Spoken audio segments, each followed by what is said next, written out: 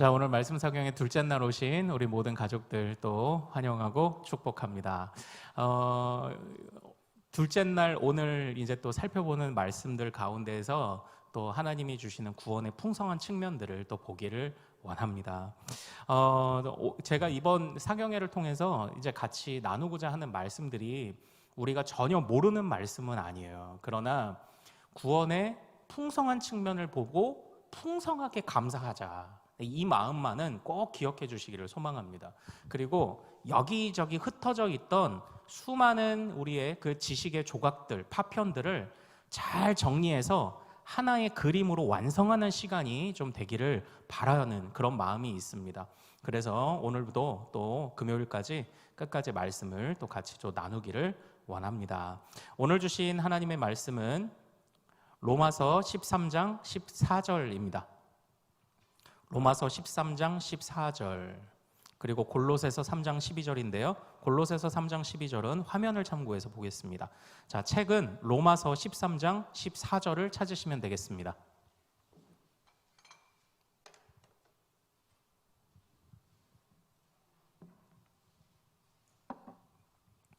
자, 우리 성경책은 로마서 13장 14절을 찾으시면 되고요.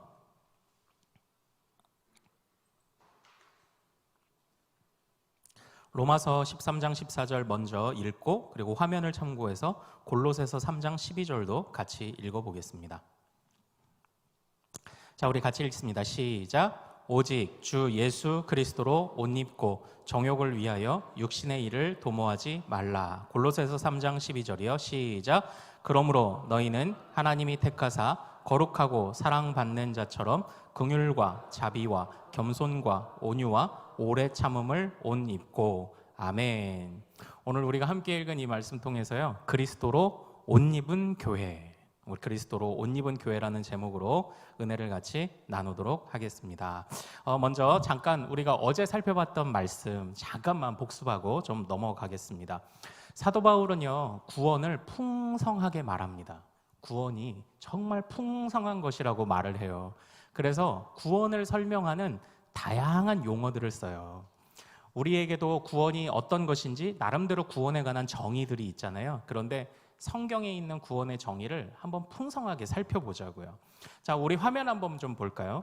사도 바울이 구원에 관해서 이렇게 표현했죠. 속량, 그리고 의롭다 하심을 얻었다, 이런 표현을 가졌습니다. 속량이라는 건 무슨 뜻입니까? 노예가 해방되어 자유자가 되었다라는 뜻이고요. 의롭게 되었다라는 뜻이 무엇이라고 말씀드렸습니까? 바로 첫 번째는 우리의 죄가 사함을 받았다. 두 번째는 거룩한 신분을 받았다. 세 번째는 우리가 하나님을 알 수 있게 되었다, 이겁니다. 자, 내가 하나님 앞에서 의로운 자라고 생각했던 바리새인이었던 사도 바울이 내가 하나님 앞에 아무것도 아니었구나, 지금 내가 해오던 이런 신앙생활이 아무것도 아니었거나를 깨달았던 중요한 사건이 뭐라고 말씀드렸죠? 중요한 사건? 바로 다메섹 사건이에요. 하나님을 보자마자 예수 그리스도를 보자마자 그가 어떻게 됐죠? 눈이 멀었죠. 바로 그겁니다. 나는 주님을 볼 수 없는 자였구나. 내가 지금 해오던 이 율법을 지키고 율법의 목록들을 그리고 가지고 내가 다른 사람보다 더 나은 자라고 여기며 살아가던 이것이 오히려 주님을 볼 때 눈이 멀어버리는 거구나. 그래서 사도 바울이 깨달은 게 뭐예요? 은혜예요. 은혜가 있어야 된다. 유대인이나 이방인이나 모두가 은혜가 있어야 된다. 그리고 그 안에서 구원의 풍성함을 이제 깨달아 갑니다. 속량이 있었다. 의롭게 됨이 있었다. 죄 용서함을 받았다. 그리고 새로운 신분을 얻었다. 이제는 내가 주님과 교제할 수 있게 되었다. 이 교제라는 것이 이제 굉장히 중요하다고 또 제가 이제 또 말씀을 또 드렸습니다. 그래서요, 그 세 가지 속량, 의로움의 이런 세부적인 의미들을 한번 잘 생각해 보십시오. 우리가 구원을 미래적인 측면에서 많이 말하죠. 그러나 구원은 현재적인 측면도 굉장히 강해요. 지금 우리가 하나님의 자녀로 신분이 바뀔 건가요? 바뀌었나요? 바뀌었습니다. 바뀌었죠. 우리의 죄가 사해질 건가요? 사함을 받았나요? 받았습니다.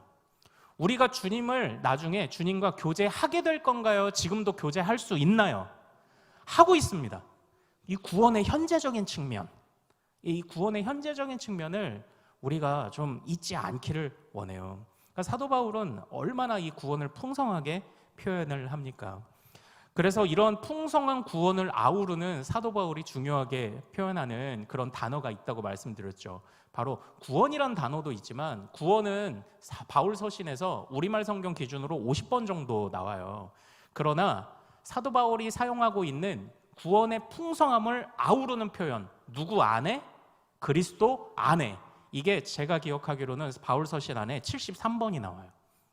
바울 그리스도 안에라는 표현이요. 그러니까 구원이란 표현보다 사도 바울은 그리스도 안에 또 뭐가 있었죠? 그리스도와 함께, 그리고 또요 그리스도로 말미암아. 이 표현들을 사도 바울이 즐겨 사용을 한 거예요. 제가 보기에는 사도 바울이 구원의 다양한 측면을 묘사하기에 가장 적합한 단어이기 때문에, 아우르기에 가장 적합한 단어이기 때문에 그런 것 같아요. 오늘날 우리가 이제 구원이라는 용어가 무미건조하게 느껴지는 요즘, 다시 우리가 내가 구원받았습니다도 귀하지만 내가 그리스도 안에 있습니다. 참 감동적인 참 고백 아닙니까? 그런 구원의 풍성함을 좀 갖기를 바라요. 그래서 그리스도 안에 있을 때 이 사도 바울의 말씀을 묵상하면서 이런 은혜가 또 있더라고요. 우리 다음 화면 한번 좀 볼까요? 바로 성부 성령과 연합하시는 성자. 성자 예수님은 성부 성령과 연합하세요. 그런데 그 예수님이 우리와 연합하신대요. 이게 얼마나 참 구원에 참 감동적인 그런 그 유익입니까? 우리가 그리스도 안에 있을 때.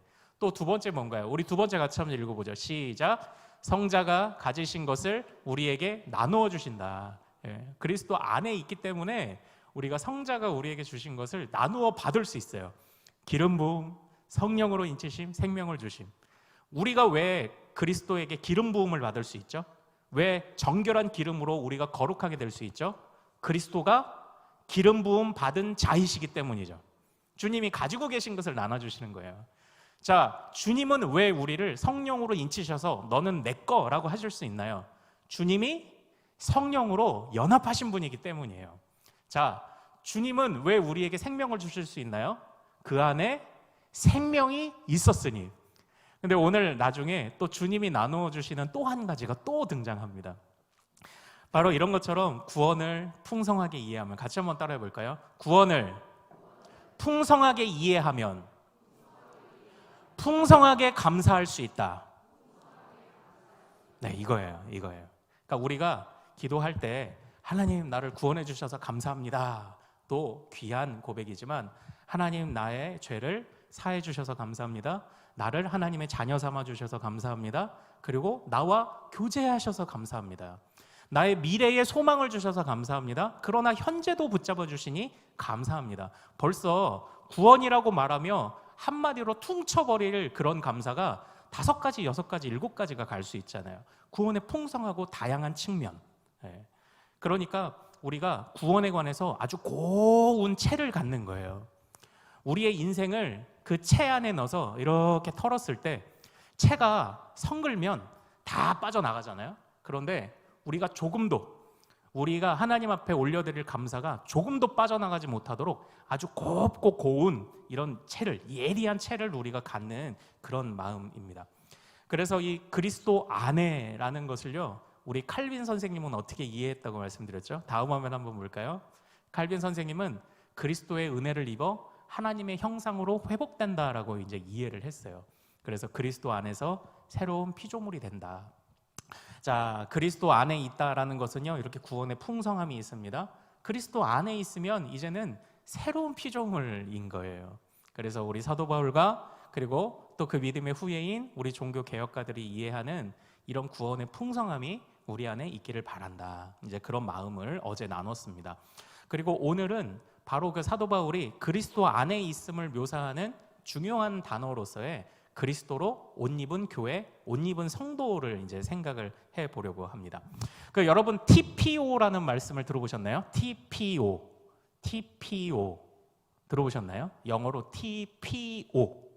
T는 타임, 시간입니다. P는 place 해서 장소입니다. O는 occasion 해서 상황입니다. 시간, 장소, 상황. 이 TPO가 언제 나오는 말일까요? 바로 매너 있게 옷 입는 법입니다. 시간에 맞게 입어라, 장소에 맞게 입어라, 상황에 맞게 입어라. 바로 이거예요. 우리 한번 좀 볼까요? 성례시에, 성례라는 시간에 저는 어떤 옷을 입나요? 가운을 입죠. 예, 가운을 입어요. 또 그 수영장이라는 장소에서 저는 어떤 옷을 입을까요? 수영복을 입겠죠. 자, 그리고요, 또 결혼식이라는 상황에서 저는 어떤 옷을 입을까요? 예, 양복, 턱시도, 예, 턱시도를 입겠죠. 바로 그겁니다. 옷을 입을 때 TPO에 맞춰 입는 게 그 매너라는 얘기를 하더라고요. 그런데 이걸 바꿔봐도 말이 돼요. 바꿔봐도. 입고 있는 옷을 보면 어떤 시간이냐, 어떤 장소냐, 어떤 상황이냐가 알아요. 그러니까 이게 약간 정신이 좀 오락가락 하시는 분들 말고는 수영복을 입고 있다 그러면 어떤 장소입니까? 수영장. 예, 제가 가운을 입고 있다 그럼 뭡니까?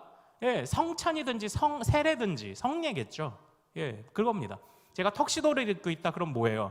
결혼식이든지 아니면 뭔가 시상식이든지 좀 중요한 이제 그런 거잖아요. 그래서 옷차림을 보면 우리가 알 수 있는 것들이 이렇게 많이 있습니다. 그래서 퀴즈를 하나 좀 내볼게요. 우리 다음 화면 볼까요? 이 사람은 뭘 하고 있을까요? 뭐 하는 장면일까요? 네, 뭔가요? 저는 지금 뭘 하고 있습니까? 네, 여기 결혼식 장면이에요. 저때 제가 몸무게가 70kg일 때 지금보다 한 15kg 빠져 있을 때 그때 저희 어머니하고 굉장히 젊죠. 이런 겁니다. 입은 옷을 보면 뭐 하는 상황이고 무슨 시간인지를 이제 아는 겁니다. 이제 화면 내려주세요. 민망하니까. 제가 군대 갈 때 56kg였거든요. 근데 군대 가서 운동을 많이 하니까 66kg로 전역을 했어요. 그리고 나서 이제 그 신대원을 이렇게 가고 할 때 거기서 이제 70kg 정도에서 결혼식을 했는데 제가 기숙사 살 때 야식과 치킨의 유혹을 못 이겨서 기숙사에서 1년 지나고 나오니까 80kg가 넘어 있는 거예요. 여러분, 치킨이 이렇게 무섭습니다. 야식이 이렇게 무서워요. 자, 어쨌든 옷을 보면 그 사람이 뭐 하고 있는지, 무슨 시간인지, 심지어는 그 사람이 어떤 사람인지가 보이는 겁니다. 마찬가지로 오늘 우리가 읽은 이 로마서 13장 14절의 본문은요, 우리가 입고 있는 한 가지 옷이 있다고 말합니다. 그 옷이 무슨 옷입니까? 바로 그리스도로 옷 입었다라고 성경이 말하고 있는 거예요. 이미 여기에서부터 뭔가 느껴지는 게 있으시죠? 우리가 지금 그리스도로 옷 입었어? 라고 하면은 우리의 시간, 상황, 그리고 우리의 여러 형편들, 어떠한 것이든지 다 그리스도를 향해 있어야 될 것 같은 생각이 벌써 들지 않으십니까? 사도 바울은요, 그래서 우리가요, 이 그리스도 안에 있다라는 것을 그리스도로 옷 입었다고 이렇게 표현을 했습니다. 이 옷 입음으로 표현한 것이 뭔가요? 옷이라는 건 뭔가요? 옷은요, 우리가 제일 먼저 눈에 띄는 게 옷차림 아닙니까? 우리의 겉모습, 이 옷차림으로 이렇게 판가름되지 않습니까? 가장 먼저 들어오는 게 옷차림이에요. 그런데 우리가 지금 누구 안에 있어요? 그리스도 안에 있는 거예요. 그러니까 우리의 겉은 그리스도만 보이는 겁니다. 그래서 제가 우리 믿는 자의, 우리 믿음의 역사를 표현할 때 가끔 양의 탈을 쓴 늑대 이렇게 표현을 하기도 해요. 그런데 이 양의 탈을 쓴 늑대는 늑대가 양의 탈을 쓰고 교묘하게 양 사이를 헤집고 들어간 거지만 좀 더 강력하고 좋은 의미에서 이 늑대의 본성을 완전히 덮을 만큼 강력하고 벗을 수 없고 떨어지지 않는 양의 옷, 그 옷이 바로 우리 그리스도의 옷이다. 그래서 늑대 같은 우리를 주님이 보실 때 너 양이구나 이렇게 보시는 거예요. 이게 바로 그리스도 옷이에요. 우리가 누구 안에 있기 때문에, 그리스도 안에 있기 때문에, 우리가 누구와 연합했기 때문에, 그리스도와 연합했기 때문에 바로 이런 사도 바울이 그리스도로 옷 입었다라는 이런 표현을 사용을 합니다. 물론 그 구원의 그 다양한 측면을 나타낼 때 그리스도로 옷 입었다라는 표현은 그렇게 많이 등장하는 표현은 아닙니다. 그러나 사도 바울이 아주 중요하게 다루고 있는 바로 그런 그 은유적인 그런 표현이에요. 그리스도로 옷 입었을 때 우리에게는 어떤 일이 일어납니까? 제가 지금 말씀드린 대로 가장 먼저 일어나는 일은 늑대가 양이 되는 거죠. 다시 말하면 죄사함의 유익이라는 것이 그리스도로 옷 입을 때 일어납니다. 제가 이전에 이제 사역을 할 때요, 어느 날 그 여름이고 그러니까 그 회색 양복을 한번 이렇게 입고 갔었어요. 회색 양복을 딱 입고 아마 여전도의 연합회에서 한 100여 명 되는 성도님들 앞에 서서 예배를 인도했는데, 그 예배를 딱 인도하고 나서 우리 여전도 회장님이 그렇게 말씀하시는 거예요. 그 목사님, 오늘 말씀 주셔서 감사합니다라고 하실 줄 알았는데 목사님 살쪘죠? 이렇게 얘기를 하는 거예요. 그래가지고 아니요? 근데 에이 아닌 것 같은데? 그래서 왜 그럴까 생각하다가 옷차림 때문이겠다. 회색 옷. 그래서 제가 그 다음에는 진한 옷을 입어요. 그래서 제가 진한 옷을 즐겨 입는 이유가 또 있죠. 그랬더니 체중 변화는 없는데 그 다음 달에 갔을 때 우리 그 권사님이 오 목사님 날씬해 보이시네요. 이제 이렇게 얘기를 하는 겁니다. 그 옷차림이라는 거는요, 어떤 효과가 있습니까? 단점을 보완하는 효과가 있죠. 그래서 여러분들도 아마 좋아하는 브랜드나 좋아하는 핏이 있으실 거예요. 저도 청바지를 입을 때 제가 좋아하는 청바지 디자인이 있어요. 그래서 저는요, 한 브랜드에 한 가지 디자인만 색깔을 다르게 입습니다. 왜냐하면 그 옷과 그 핏이 저에게 맞거든요. 허벅지는 조금 크고 아래로 내려갈수록 조금 슬림해지는 이런 핏. 그러니까 그 예전 생각하시면 약간 디스코 바지? 그거보다는 조금 넓은데 허벅지는 넓고, 그러나 요 앞에 주름은 잡히지 않았으며 내려갈수록 살짝 좋아지는 이렇게 예쁜 핏, 그런 핏을 좋아해요. 왜냐? 체형의 단점을 보완하기 위해서죠. 그런데 화장도 마찬가지죠. 화장도 어떻습니까? 우리의 단점을 보완하는 효과가 있죠. 아까 그 결혼식 사진에서도요, 그 잘 느껴지셨나 모르겠어요. 그때 태어나서 화장이라는 걸 처음 해봐가지고 얼굴은 허옇고 입술은 반짝반짝거리고 그랬어요. 그 다음에 아마 제가 졸업 사진 찍을 때, 그 안에 이제 눈썹 그리는 펜슬로 눈썹 그리고 이렇게 한번 가본 거 외에는 처음으로 이제 그걸 해본 거예요. 제가 학부 졸업할 때는 그냥 생얼로 찍었더니 눈썹이 사라졌더라고요. 그래가지고 신대원 졸업 때는 그리고 나갔어요. 이거를 눈썹만 그리고 나갔어요. 어쨌든 옷도 그렇고 화장도 그렇고 옷이라는 것의 중요한 특징 중에 하나는 단점을 보완합니다. 단점을 보완해요. 그런데 한번 잘 생각해 보십시오. 그리스도로 옷 입었다는 것도 우리에게 주는 유익이 사실 동일해요. 그것을 사도 바울이 오늘 본문에서 이게 아주 자세하게 드러나는 건 아니지만 1장부터 11장까지 말하고 있는 바가 사실 그겁니다.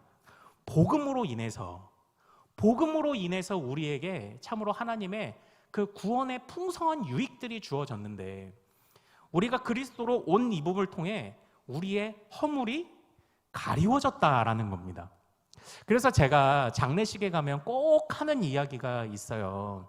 장례식에 가면 우리가 살아생전에는 이렇게 옷을 통해, 신발을 통해, 화장을 통해 우리의 부끄러운 치부를 가리며 살아가지만, 그러나 우리가 저 천국 문 앞에 서서 주님의 심판대 앞에 섰을 때는 화장도 못해요. 옷도 못 입어요. 모두가 똑같이 노란색 수의 한 벌 입고 있을 거예요.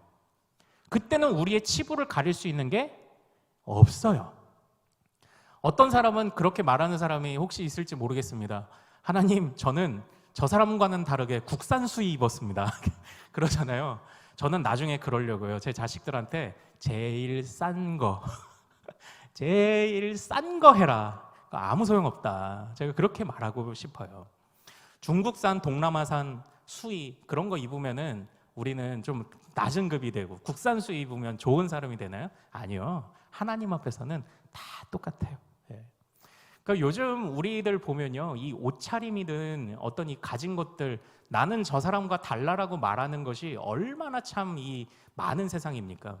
제가 세상에 살다 별 이야기를 다 들어보는데, 왜 대학교 가면은 과잠이라고 해서 대학교 로고가 새겨진 잠바를 맞춰 입잖아요.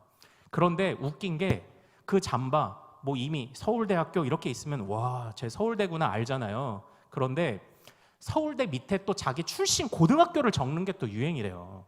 그러니까 똑같은 서울대생도 그 안에서 갈라치게 하고 있는 거예요. 예.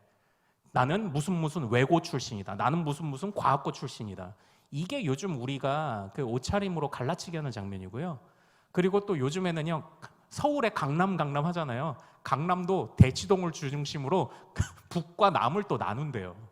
정말 우리는 갈라치기 많이 합니다. 그런데 하나님 앞에 그게 다 무슨 소용이냐고요. 우리 마지막 수위에 내가 어느 학교 출신이고 내가 어느 고등학교 출신이고 새길까요? 하나님은 그거 안 보시죠. 하나님은 그렇다면 노란 수위 한 벌 서 있고 있는 우리 모든 사람들에게 무엇을 보십니까? 바로 그리스도로 옷 입었느냐를 보시는 건 아닐까요? 예, 그리스도로 옷 입었느냐를 보시는 거예요. 그때 우리가 주님의 심판대 앞에 섰을 때 그리스도의 옷을 입었다는 것은 굉장히 중요한 사건입니다. 굉장히 중요한 의미를 가져요. 왜냐하면 그리스도가요, 우리 주님께서 요한복음에서 마지막 십자가 달리시기 직전 위대한 대제사장적인 기도를 하시며 또 다른 보혜사를 약속하셨습니다. 그런데 잘 생각해 보세요. 또 다른 보혜사. 그러면 이미 보혜사가 있다고 말씀을 드렸었죠. 그 보혜사가 누군가요? 그게 바로 예수예요.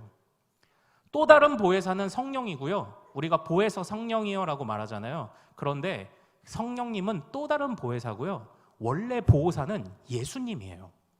이 보혜사가 영어로 뭐라고 제가 말씀드렸죠? 보혜사가 우리가 재판할 때 우리를 대신해서 말해주는 사람 누구죠? 변호사예요. 우리가 그리스도로 옷 입었다라는 것은요, 우리가 예수님과 성령님의 변호를 받는다는 것을 의미합니다. 우리가 그런 생각들을 가지고 있잖아요. 주님의 심판대 앞에서 우리의 지나간 날들이 촤라라라 영화처럼 펼쳐지면서 선과 악을 나누지만 사도 바울이 깨달았던 것처럼 아무리 이 세상에서 우리가 발버둥치며 사는 것도 하나님 앞에서 의로움이 될 수는 없어요. 하나님의 선악의 기준은 다르죠. 하나님은 한 가지를 보실 거예요. 누구에게 변호를 맡겼느냐를 보실 겁니다. 우리가 재판이 있을 때 가장 유능하고 승률이 좋은 사람에게 그 변호를 맡기는 게 당연하지 않습니까? 주님의 심판대 앞에 섰을 때도 우리가 누구에게 변호를 맡겨야 하냐고요. 우리에게 거룩한 옷을 입혀주신 예수께 그 변호를 맡겨야 하는 거죠. 그래서 사도 바울은 그리스도로 옷 입었다라는 표현 안에서 중요하게 여기는 것이 우리가 주님 안에서 정결해졌습니다. 죄 사함을 입었습니다라고 말하는 것이 바로 그리스도로 옷 입었다라는 것의 중요한 표현이라고 저는 그렇게 이해를 합니다. 그러니까 주님이 우리를 용서하셨다. 아까 의롭게 되었다라는 것의 의미 중 첫 번째죠. 주님이 우리를 용서하셨다. 이게요, 그냥 너 죄 용서할게 하고 훌렁 이런 장면이 아니에요. 우리는 하나님의 심판대 앞에 서는 자들입니다. 이 과정이, 죄를 용서하기까지의 과정이 굉장히 역동적이에요. 그냥 하나님이 떡 보고 너는 죄 없어, 딱 이게 아닙니다. 주님의 심판대 앞에서 그러면 상대방, 우리를 고소하는 상대방은 누굴까요? 욥기에 보면 등장하죠. 사탄이에요. 사탄이 주님의 심판대 앞에서 지옥으로 데려가야 될 자들을 물색하고 있습니다. 그러나 그때에 우리가 유능한 변호사에게 우리의 인생을 맡겨야죠. 그 유능한 변호사이자 보혜사가 누구시다? 그게 예수님이신 거예요. 그래서 예수님이 우리를 사탄의 세력 앞에서 우리를 변호하십니다. 그래서 이는 내가 의로운 옷을 입힌 자다라는 그 한마디 속에 우리의 모든 허물이 감추어져서 늑대가 벗을 수 없는 양의 옷을 입고 심지어 그 양의 옷이 우리를 온전히 덮어 정말 주님의 양이 되게 하는, 바로 이게 주님의 그 심판대 앞에서 일어나는 일이죠. 죄사함의 과정은 굉장히 치열하고 역동적입니다. 그런데 이게 그리스도 안에 있을 때 그것이 가능하고요, 그리스도로 옷 입었을 때 주시는 귀한 유익인 거예요. 그리고 또 그리스도의 옷 입음으로 누리는 두 번째 유익은 무엇입니까? 바로 의롭다 하심을 얻었다는 것의 두 번째 의미와 같습니다. 바로 새로운 신분이죠. 그 요셉이 잡혀갔을 때, 요셉이 잡혀가기 전에 아버지로부터 채색 옷을 입었다고 말씀을 드렸었죠. 크토네토 파심이라는 이 채색 옷, 귀한 옷, 왕들이 입는 귀한 옷을 입었다. 그런데 노예로 끌려갔을 때 그는 그 채색 옷이 벗겨졌습니다. 죄수로 있을 때는 그가 어떤 옷을 입었을까요? 죄수복을 입었을 거예요. 또는 노예나 죄수는 옷을 입히지 않았죠. 거의 입히지 않았죠. 또는 신발을 신기지 않습니다. 노예에게는요. 분명히 옷차림을 보면은 그 사람의 신분이 드러나기도 합니다. 우리도 그렇지 않습니까? 왠지 그 왜 목에 차이나카라인데 이렇게 가운데 까만색 있는 그런 차이나카라 입으면 이 사람의 신분이 대충 뭐다? 예, 신부님이든지 아니면 목사님이든지, 예, 목사님도 그런 카라 옷 입거든요. 예, 그런 게 이제 좀 드러나죠. 그럼 내가 야구 선수 옷을 입고 있다. 그러면 이 사람의 신분은 뭐죠? 야구 선수든지 팬이든지 그렇죠. 예, 내가 하나 이글스 옷을 입고 있다. 그러면 나는 누구 팬? 하나 이글스 팬인 거죠. 예, 아시죠? 하나 이글스 7연승하고 있는 거. 삼성은 지금 그렇습니다. 이 옷은요, 자신의 신분을 나타내는 그런 기능도 하죠. 그런데 그때 이 요셉이 노예 신분에서 총리가 되었을 때 그는 다시 채색 옷을 입었을 거예요. 그래서 형들도 그들을 못 알아보죠. 그들의 옷만 보고도 높은 사람이라는 것을 직감하고 얼굴을 알아보지 못하고 형들이 엎드려 절하잖아요. 그래서 요셉이 자신이 요셉임을 밝혔을 때 형들이 깜짝 놀라는 이유가 그건 아닙니까? 옷은 신분을 나타내는 것이죠. 마찬가지로 옷뿐만 아니라 모든 액세서리도 그렇습니다. 탕자의 아버지가 탕자에게 끼워주었던 반지, 이런 것들이 다 그 사람의 이제 신분을 상징하고 있는 것입니다. 그리스도로 옷 입었다라는 것은요, 바로 우리의 새로운 신분이 시작됐다라는 것을 의미해요. 이전에 어느 목사님의 그 설교에 이런 장면이 있었어요. 이 목사님이 유학을 가셨었는데요, 그때 한 흑인 아이가 이렇게 돌아다니더랍니다. 그런데 흑인 아이가 이쪽에서 놀다가 아빠를 부른 거예요. 데디 하고 불렀는데 그때 아빠를 보니까 애는 흑인인데 아빠는 백인이에요. 어떻게 이런 일이 일어났을까요? 그때 이 목사님이 그 아이에게 가서 물어보았답니다. 너는 흑인인데 왜 너희 아빠는 백인이니? 그랬더니 그 아이가 이렇게 말했죠. 우리 아빠가 나를 어댑션 했어, 이렇게 얘기하는 거예요. 입양했어, 이거예요. 입양이라는 건 무엇인가요? 우리나라는 입양하면은 조금 약간 서러운 생각들을 좀 가지고 있지만, 그래도 외국이나 아니면 로마 시대에서는 입양은 그냥 내 아들이에요, 내 딸이에요. 완전한 지위를 다 물려받을 수 있는 겁니다. 피부색이 달라도 괜찮아요.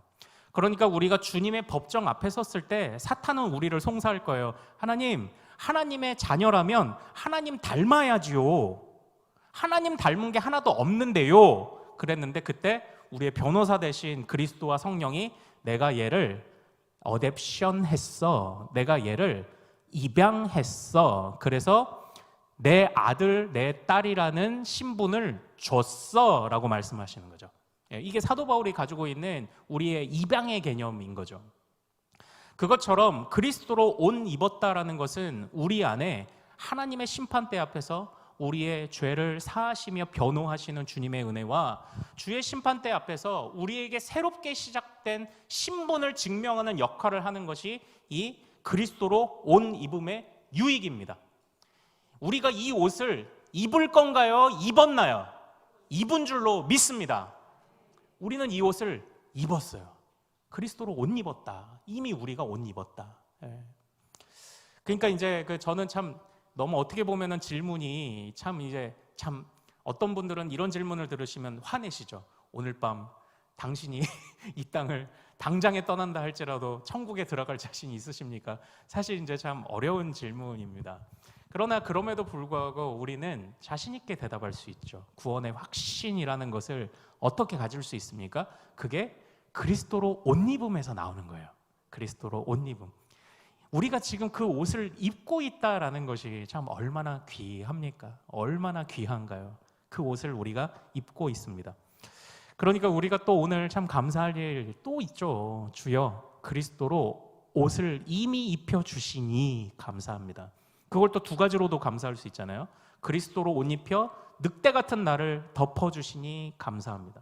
그리스도로 옷 입혀 사단의 송사 앞에서 나를 변호해 주시니 감사합니다. 그리스도로 옷 입혀 나를 입양해 주셨음의 증명서로 보여주시니 감사합니다. 그리스도로 옷 입혀 나에게 새로운 신분을 주셨으니 감사합니다. 이게 풍성한 감사가 이 그리스도로 옷 입었다는 표현 안에서 이제 나오게 되는 것 아닙니까?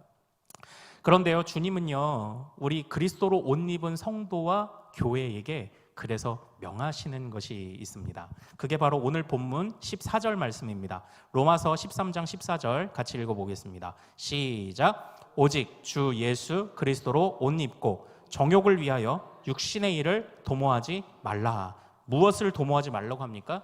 육신의 일. 정욕과 육신의 일을, 그러니까 새로운 피조물이기 이전의 삶의 정욕으로 육신의 일을 더 이상 도모하지 말라고 명하십니다. 때는 수전절이었습니다. 수전절에 음란한 한 여인을 데리고 사람들이 예수께 나왔습니다. 그때에 이 음란한 여인을 향해서 사람들은 돌로 치려 합니다. 그러나 주님은요, 너희 중에 죄 없는 자가 돌로 치라 말씀하시며 사람들이 돌을 놓고 떠나가도록 말씀하셨습니다. 그런데 그때 예수님이 이 여인을요, 용서하고 끝내지 않으셨죠. 가서 다시는 죄를 범하지 말라. 새로운 신분을 입은 자, 새로운 은혜를 입은 자는요, 항상 새로운 사명을 갖게 되어 있습니다. 이전과는 다른 삶을 살도록 부름받은 것이죠. 마찬가지로 그리스도로 옷 입은 성도는요, 이미 죄가 사해진 자들입니다. 또한 새로운 신분을 가진 자입니다. 그러므로 이전의 삶을 계속 이어나갈 수는 없어요. 때로 우리가 영화에서 보는 그런 장면이 있죠. 나는 그냥 평범하게 살았는데, 평범한 고등학생인데 어느 날 갑자기 저기 어느 나라 그 왕가에서 나를 데리러 온 겁니다. 당신이 다음 계승자입니다. 이런 거죠. 그러니까 나는 너무 그 계승 순위에서, 너무 왕위 계승 순위에서 너무 멀어서 그냥 평범하게 내 아버지가 누군지도 모르고 내 가문이 누군지도 모르고 살았는데, 이 계승자가 없어서 찾고 찾다가 한 고등학생, 평범한 고등학생을 데려다가 이제 왕비로 삼는 이런 영화들이 가끔 있습니다. 그런데 그런 영화들의 공통점은 초반에 왕궁에 들어가서 굉장히 헤매요. 사고도 많이 치고요, 품이 없다는 소리를 많이 듣고, 마지막은 해피엔딩으로 품위도 갖추고 지식도 갖추고 그러죠. 달라진 신분에 걸맞는 행동이 없을 때 초반에 많이 힘들어하다가 점점 달라진 신분에 걸맞는 행동과 생각과 그런 그 여러 가지 품위 있는 모습들이 나올 때 비로소 이게 해피엔딩으로 끝나지 않습니까? 마찬가지로 우리가 그리스도로 옷 입었다면 우리가 마땅히 새롭게 부여하시는 새로운 삶을 살아야 하는 것이 당연합니다. 육신의 일을 도모하지 말고요, 그리고 정욕을 따르지 않고요. 그래서 사실 우리 로마서 12장 1절로 한 장만 넘어가서 한번 좀 볼까요? 로마서 12장 1절이요. 같이 한 목소리를 읽겠습니다. 시작. 그러므로 형제들아, 내가 하나님의 모든 자비하심으로 너희를 권하노니 너희 몸을 하나님이 기뻐하시는 거룩한 산 제물로 드리라. 이는 너희가 드릴 영적 예배니라. 아멘, 아멘.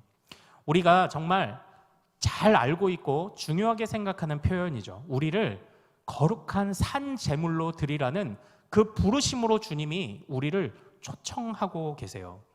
그런데 거룩한 산 제물이라는 것을 한번 생각해 보십시오. 여기에서 우리의 믿음의 선배들은 이 말씀을 어떻게 묵상했냐면, 우리는 살아난 자이기 때문에 죽은 자처럼 살 수 없습니다를 여기서 본 겁니다. 우리는 제물은 제물인데, 주님께 드려진 자들인데 어떤 제물이에요? 산 제물이에요. 우리는 살았어요. 주님께서 사두개인들의 특징은 부활이 없다고 말합니다. 사두개인들이 와서 예수님께 따져 물었던 적이 있어요. 한 형이 있었는데 형수를 남기고 죽어버린 겁니다. 그러면 그 당시의 법에 따라 이 형수를 동생이 이제 형사취수법에 따라 오갈 데 없는 이 사람의 기업물을 짜가 돼서 동생이 취하죠. 근데 동생도 또 죽었어요. 그리고 그 다음 동생도 죽고 또 죽고 해서 7 형제가 다 죽었어요. 그때 어떡합니까? 라고 이렇게 얘기를 할 때 주님이 이런 답을 주셨죠. 천국에는 모두가 형제고 자매다, 이렇게 얘기를 하고 정리하시고, 너희는 부활이 없다 하느냐? 너희가 따르는 구약 성경에 모세에게 나타나신 하나님이 내가 아브라함과 이삭과 야곱의 하나님이라고 자신을 계시하셨음을 너희가 믿는다 말하며 어찌 부활이 없다 하느냐, 이렇게 꾸짖으시거든요. 그때 아브라함과 이삭과 야곱의 하나님 이 어떤 나이가 아니라 지금도 아브라함과 이삭과 야곱의 하나님이라고 말씀하셨다고 주님이 그렇게 해석을 하신 거예요. 그 해석이라기보다는 그게 주님의 마음이죠.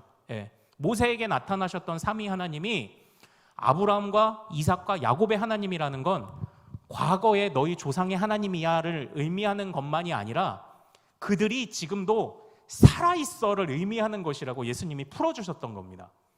그러므로 주 안에 있는 모든 사람들은요, 살아있어요. 주 안에 있는 모든 사람들은 생명이 그 안에 있어요. 왜 생명이 그 안에 있습니까? 예수는 생명이시니까요. 그 안에 생명이 있었으니 그 생명을 나누어 주시잖아요. 그래서 한번 생각해 봅시다. 요셉은 지금 살았나요? 죽었나요? 육신은 죽었지만 그는 지금 저 주님의 나라에 살았죠. 믿음을 가지고 먼저 떠나가셨던 우리의 가족들 지금 살았나요? 죽었나요? 영의 눈으로 보면 그들은 다 살았습니다. 산자의 하나님이라는 거예요. 산자의 하나님. 그러므로 우리도 이 땅 가운데 살아갈 때 어찌 산자인 너희가 죽은 자처럼 사느냐라고 지금 주님이 이 12장부터 새로운 삶에 관해서 말씀하실 때 그 말씀을 하시는 겁니다. 산자처럼 살아라. 이전에 죽은 자와 같이 육신의 일을 도모하지 말아라. 너희가 제발 정욕을 따르지 말아라. 너희는 그리스도의 것이다. 그리스도의 뜻을 따라 너희가 살아가라 라고 그렇게 말씀을 주고 계시는 거예요. 그래서 이 사도 바울이요, 특별히 정욕을 따르지 말아라, 육신의 일을 도모하지 말아라 라고 하지만 오늘 이 13장의 문맥에서 중요하게 부탁하는 것이 있습니다. 우리 13장 10절 말씀을 한번 같이 읽어볼게요. 13장 10절입니다. 자, 13장 10절, 13장 10절 같이 읽겠습니다. 시작. 사랑은 이웃에게 악을 행하지 아니하나니 그러므로 사랑은 율법의 완성이니라. 아멘. 여기서 사도 바울이 우리에게 정욕대로 하지 마라, 육신의 일을 도모하지 마라 라고 말하며 이 모든 것을 아울러 무엇이라고 말합니까? 너희가 사랑해라, 이렇게 이야기를 하고 있습니다. 사실 사도 바울이 사랑을 말하게 된 계기는요, 이 로마서 안에서는 유대인 기독교인과 이방인 기독교인 사이에 율법의 갈등이 있었다고 말씀을 드렸잖아요. 그런데 사도 바울도 그렇고 바리새인들도 그렇고 이 율법을 주장하던 사람들의 오류가 있었습니다. 그게 뭐냐면요, 바로 그들이 율법을 통해 자신의 의로움을 드러내려고 했다라는 거예요. 그러나 사도 바울이 그렇게 율법을 지키며 살았지만 주님을 봤을 때 주님을 봤다 못 봤다? 못 봤어요. 그렇게 자신의 의가 남들보다 높다고 생각했는데, 남들보다 깨끗하다고 생각했는데 오히려 주님을 보고 눈이 멀어버리지 않았습니까? 그때 사도 바울이 깨달았던 것이 바로 그거예요. 율법을 지키는 것으로 우리가 도토리 키재기 하는 것밖에 안 되는구나. 물론 그렇다고 율법이 다 쓸데없다는 것 아니에요. 율법이 사랑의 법으로 갱신되었다라는 겁니다. 그러니까 사람들이요, 율법은 하나님의 백성이 당연하게 지킬 거예요. 그래서 제가 이런 표현을 쓴 적이 있습니다. 숨 쉬는 것을 가지고 칭찬받는 사람은 없다. 아기 때는 그 대소변 응가했어 그러면은 막 박수 쳐주는데 대학생이 돼서 나 엄마 응가했어라고 해서 박수 받는 아들은 없다. 제가 이런 말씀을 드렸죠. 그것처럼 율법을 지킨다, 하나님의 말씀을 지킨다는 건 당연한 거예요. 당연한 거예요. 그래서 제가 존경하는 이전에 모셨던 담임 목사님은 전도하면요, 전도 왕 시상 이런 거 안 해요. 당연한 거니까 그냥 감사하다 이렇게 표현하는데 전도 왕 시상 이런 거 절대 못하게 했습니다. 당연한 거지. 그거 못한 사람이 오히려 미안해해야지. 전도왕을 왜 시상을 해? 그냥 가서 잘 격려하면 되지 막 이제 그런 얘기를 뭐 하셨던 그런 적도 있었어요. 그런데 이 당연한 걸 가지고 자기의 의로움을 뽐냈으니 이게 얼마나 말이 안 되는 얘기인가요? 그래서 자기의 의의를 뽐내느라 다른 사람이 보이지 않는 거예요. 자기의 의의를 뽐내느라 나는 저들과 같지 않다고 바리새인들이 그런 기도를 한 겁니다. 그래서 결국은 그들 안에 뭐가 없었다? 사랑이 없었던 거예요. 그러니까 사랑이 없으면 울리는 꽹과리가 되어버리는 것처럼 그들은 하나님의 말씀을 따라 산다고는 말하지만 그 애초부터 그 율법 안에 담겨있는 두 가지 정신인 하나님 사랑과 이웃 사랑 모두를 실패하고 있었던 거죠. 그러니까 율법을 지키지 말라는 게 아닙니다. 율법을 지키지 말라는 게 아니에요. 오늘날도 율법의 제사법은 예수님을 믿음으로 우리가 제사법은 더 이상 지키지 않지만 율법 안에 있는 도덕과 율법 안에 있는 주님을 사랑하는 귀한 핵심들은 우리가 지금도 따라가죠. 이게 칼빈이 말하는 율법의 용법들이에요. 율법에 우리가 오늘날 율법이 유효하냐? 유효하다 말했던 그런 부분입니다. 그러나 그런 부분에서 사랑이 빠지면 아무것도 아니다. 이게 사도 바울이 이제 계속 그 이야기를 하고 있는 겁니다. 그래서 너희가 율법으로 뽐내려 하지 마라. 그래서 너희가 어찌 하나님의 법을 지킨다 말하면서 육적으로 하나님의 법을 지키느냐? 왜 자꾸 육적인 사람이 되느냐? 그 좋은 하나님의 법을 가지고도 왜 그렇게 육적인 사람이 되느냐? 그래서 너희가 사랑의 법으로 그 율법을 덮어 지켜라. 율법을 다 없애버려 이게 아니라 사랑의 법을 따라가라. 사랑의 법으로 그 율법의 정신을 좀 따라가라라고 말씀을 했던 거예요.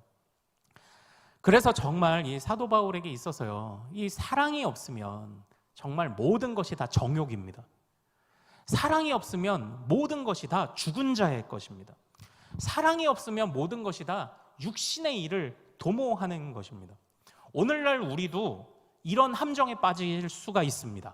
하나님의 말씀을 지킨다 하면서도요, 그 안에 우리 자랑이 들어가면요, 우리가 하나님의 말씀을 육적으로 지키는 것밖에 안 돼요. 하나님의 말씀을 최선을 다해 지키십시오. 이제는 내가 달라진 신분의 품위를 가져야 되잖아요. 우리가 더 구원 얻기 위해서 어떻게든 안간힘 쓰는 게 아니죠. 구원을 얻었고 이미 나는 주님 안에 있으니 나에게 주어진 새로운 신분에 걸맞는 품위를 갖추기 위해 내 안에 선함이 필요하죠. 내 안에 사랑이 필요한 겁니다. 그래서 우리가 이 사랑을 잃지 않고 이 말씀들을 지켜야 하는데, 때로는 주의 말씀으로 누군가를 때리고 때로는 주의 말씀으로 누군가를 상하게 하고 신앙생활을 하는 것 같은데 자꾸 멀어지고 부딪히고 이전의 감정들을 사랑 안에 털어내지 못하고 이러고 있으니 주님을 따른다고 하면서도 여전히 육의 생각을 버리지 못하는 우리들의 모습이 있다면 이 시간 회개하기를 소망합니다. 우리는 정말 사랑으로 육적인 것이 아니라 산제사를 드리는 자들이 되어야 할 거예요. 그래서요, 나와 문제가 있으면요, 우리가 보통 문제와 문제 상황에 함몰되기 쉬워요. 그러나 같이 한번 따라해 볼까요? 나와 문제 사이에 주님이 계시게 하라. 이걸 꼭 잊지 마십시오. 혹시라도 내가 누군가와 관계가 소원하고 다퉜다면 어려운 일이에요. 그러나 나와 그 사람 사이에 주님이 계시게 해야 돼요.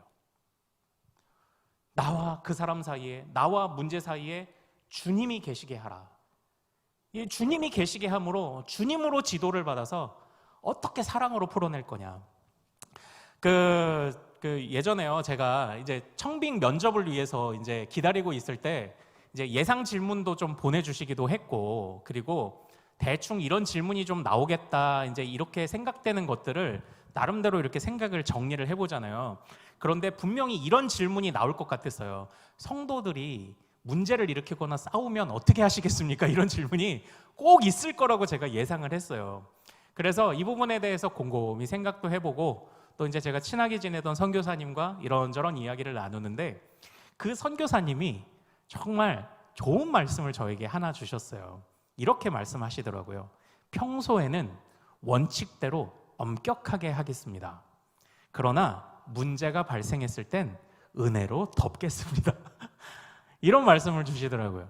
근데 참 지혜로운 말인 것 같아요. 물론 그 주님께서 그냥 덮어놓고 용서하라 이건 아니라고 그랬죠. 가르쳐줘야 할 것 가르쳐주고, 바른 것이 무엇인지 가르쳐주고, 다시 한번 해볼 수 있도록 기회를 주는 것이 사랑이다 말씀드렸던 것처럼 지혜롭게 해야 하지만 핵심은 그거죠. 그 안에 사랑이 있게 하십시오. 그 안에 산자의 그 품위가 있게 하십시오라는 바로 그런 권면이 오늘 우리 사도 바울이 주신 바로 그런 권면이 아닐까 생각을 합니다.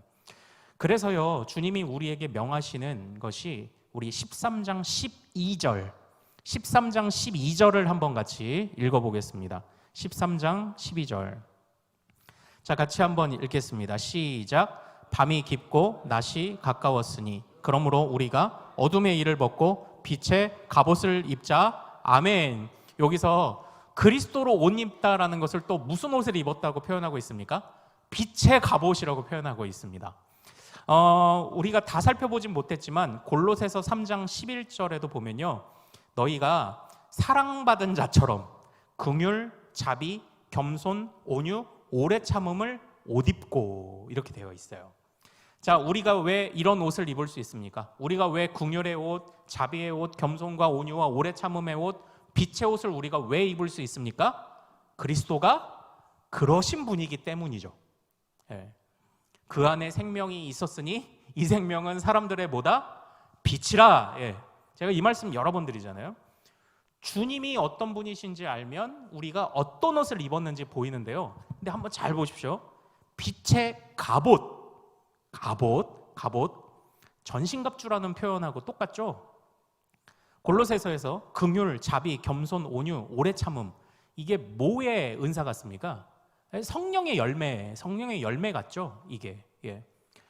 사도 바울이 결국 말하는 바는 그거예요. 사랑하는 여러분, 이제는 우리가 산 자가 되었고 그리스도로 옷 입은 자가 되었으니 이제는 이전의 육신의 생각을 버리고 사랑이 충만한 자로 살아갑시다. 그러나 그것은 끊임없이 빛 되신 주님께, 또 우리에게 성령으로 인치실 수 있는 주님께 끊임없이 매달려 공급받지 않으면 우리의 힘으로는 절대 되지 않을 것입니다를 말하고 있는 것과 같아요. 그러니까 우리 사랑합시다. 우리 사랑하는 큰숲의 모든 가족들 어디서나 사랑합시다. 문제와 나 사이에 누가 계시게 하라?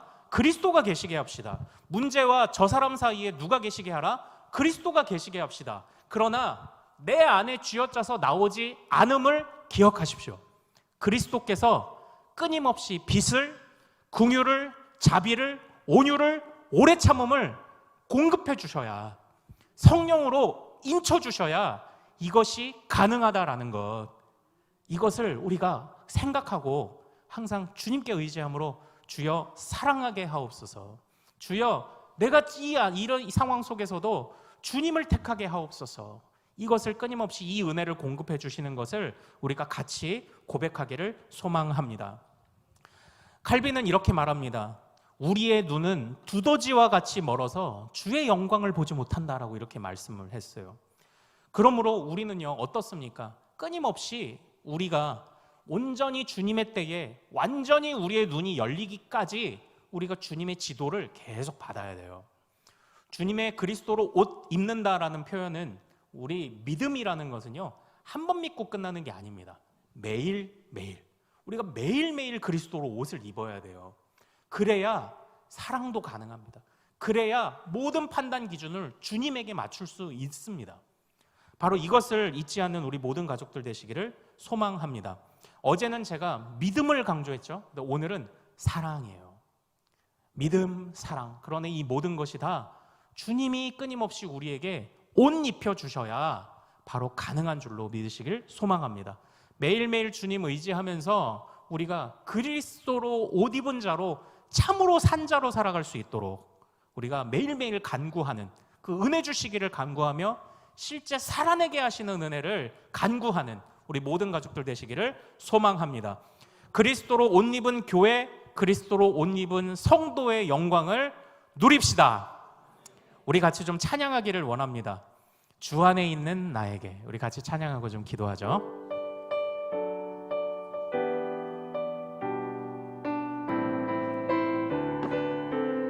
주 안에 있는 나에게. 주 안에 있는 나에게 단 근심이 있으랴. 십자가 밑에 나가 내 짐을 풀었네. 주님을 찬송하며, 주님을 찬송하면서 할렐루야 할렐루야.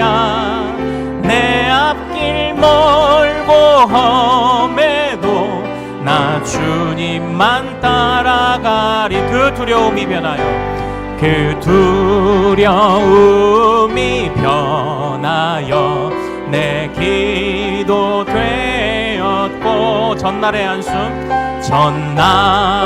한숨 변하여 내 노래 되었네. 주님을 찬송하면서 할렐루야 할렐루야. 내 앞길 멀고 험해도 나 주님만 따라가리. 내 주는 자비하셔서, 내 주는 자비하셔서 늘 함께 계시고 내 궁핍함을 아시고 늘 채워주시네. 주님을 찬송하면서 할렐루야 할렐루야. 내 앞길 멀고 험해도 나 주님만 따라가리. 내 주와 맺은 언약은, 내 주와 맺은 언약은 영불변하시니 그 나라 가기까지는 늘 보호하시네. 주님을 찬송하면서 할렐루야 할렐루야. 내 앞길 멀고 험해도 나 주님만 주님을 찬송하면서, 주님을 찬송하면서 할렐루야 할렐루야. 내 앞길 멀고 험해도 나 주님만 주님을 찬송하면서, 주님을 찬송하면서 할렐루야 할렐루야. 내 앞길 멀고 험해도 나 주님만 따라가리. 나 주님만 따라가리. 나 주님만 따라가리. 할렐루야. 아멘. 우리 오늘 말씀 붙잡고 같이 기도하기를 원합니다. 주님, 주 안에 나를 있게 하심을 감사합니다. 지금 내가 주 안에 있습니다. 주 안에 있기에 근심이 없고, 주 안에 있기에 내 기도가 주님께 상달될 것이고, 주 안에 있기에 주의 자비를 누릴 것이고, 주 안에 있기에 영불변하신 주의 언약이 나의 것이 되는 줄로 믿습니다. 주여, 나에게 그리스도로 옷 입혀주셔서 감사합니다. 사탄의 그 어떤 송사도 나를 해할 수 없고, 주님께서 나의 보혜사 되어주셔서 나를 지켜주시니 감사합니다. 아버지 하나님은 나에게 주의 자녀라는 새로운 신분 주심을 감사합니다. 그러므로 이제는 내가 사랑하며 살게 하옵소서, 산재물로 살게 하옵소서, 살아있는 자로 살게 하옵소서. 이전의 모든 육신의 생각들과 정욕들, 사랑하지 못했던 것들, 그리고 문제와 나 사이에 주님이 계시도록 하지 못했던 것들, 나와 미워하는 사람 가운데 주님이 계시지 못했던 모든 순간들 주여 용서하여 주시옵시고 화평하게 하옵소서. 우리 교회가, 우리 가정과 우리 부부가, 우리 자녀들과 화평하게 하옵소서. 사랑하게 하옵소서. 우리 기도 제목으로 우리 주여 한번 부르고 말씀 붙잡고 기도합니다. 주여!